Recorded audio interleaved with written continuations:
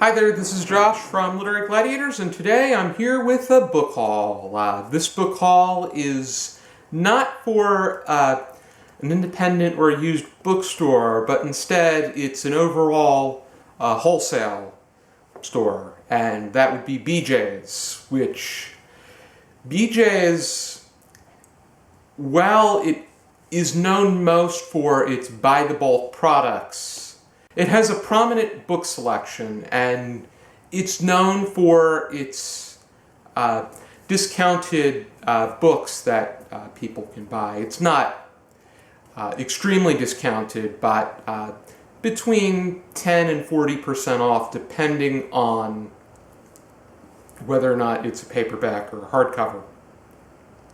I got myself 5 books, and the first of which I got was The True Story of Hansel and Gretel, a Novel of War and Survival by Louise Murphy, which has to do with two Jewish children during the Holocaust, a boy and a girl, and while their names were a bit too Jewish to reveal in that time and place, they renamed them Hansel and Gretel after they were adopted by a woman who was deemed by those in her community as being a witch. So it makes for a pretty cleverly put together adventure, and I'm really looking forward to seeing what this is all about.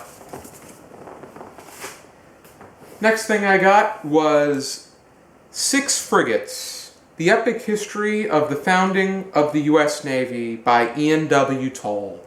And this has to do with the political structure that came with the forming of our U.S. military after the Constitution went through. And it has to do with John Adams, Thomas Jefferson, James Madison, and how they put together what is known as today's military. In this case, it's specifically the U.S. Navy. And for those of you that are historically specific, John Adams is known as being the father of the U.S. Navy.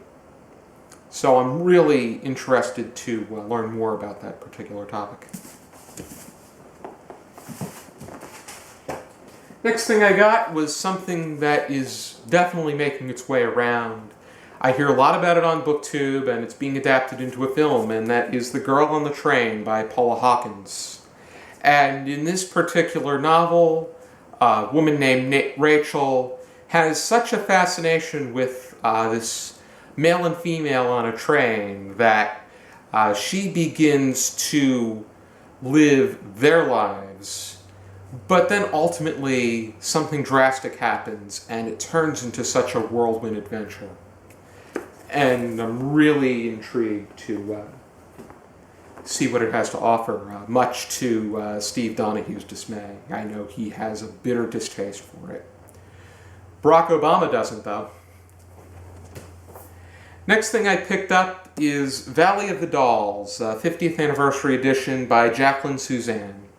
This was Mike from Knowledge Lost's favorite book that he read in 2015, and I'm really curious to see how this novel pans out. It has to do with 3 independent women who make their way up into the acting world in Hollywood, and reaching the peak really is not the greatest thing, because once you reach that peak, what is there to do from there in their minds? So they end up turning to pill popping, which in this case it's symbolically known as the Valley of the Dolls. The dolls refer to the pills.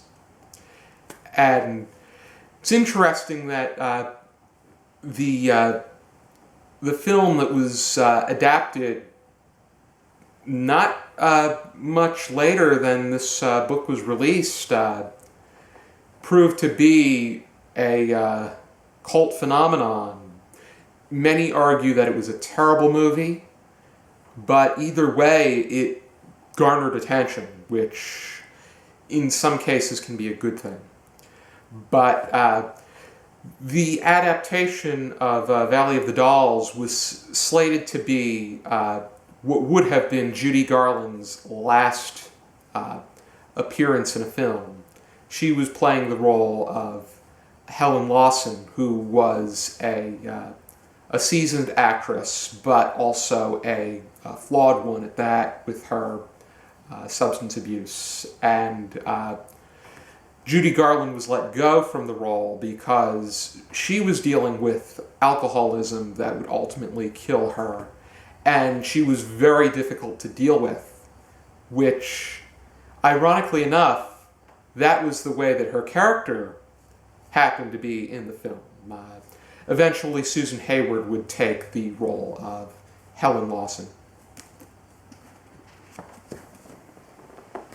And the last thing that I picked up was Bobby Kennedy, The Making of a Liberal Icon by Larry Tye. Bobby Kennedy, whether or not he's viewed as a revolutionary mind or a political figure with multiple mistakes on their resume, he is fascinating, I would say, to say the very least. And his speeches are among the most powerful that I've ever heard. Larry Tye explores the presumptions that are attached to him, and using the research that he's done with the documents and also the personal accounts from his wife, Ethel Kennedy, his sister, Jean Kennedy Smith, and others that were close to him.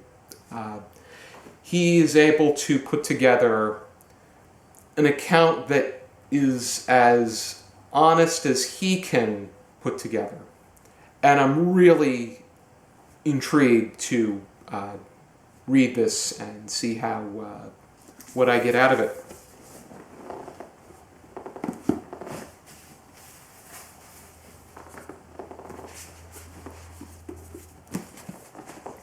Alrighty.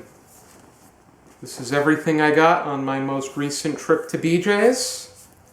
They really do have a nice book selection when you appear at the right time. I was going with my mother. She needed my help loading and unloading, and I like to check the books when I go there, and there was an amazing selection, and I feel that I would have gotten more, but I wanted to be a bit conservative. I'll probably be getting some more of those books, and I jotted down one of them that I plan to get on my own if for some reason I ever see it again. Alrighty, thank you for tuning in to the BJ's Book Haul, and for now, I encourage you to keep reading.